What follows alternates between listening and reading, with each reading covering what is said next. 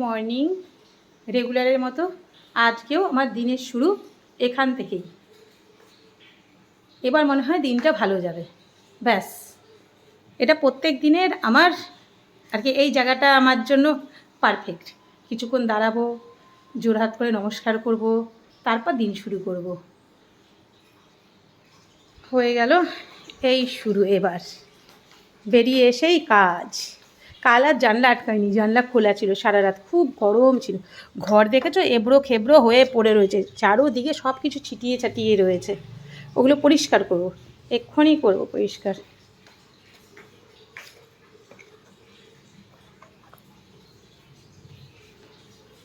জল পড়ে ভেসে যাচ্ছে, জল পড়ে ভেসে যাচ্ছে না, আমি কলটা খুলে রেখে এসেছি যে জলটা ভরে নিক, ওই কারণে।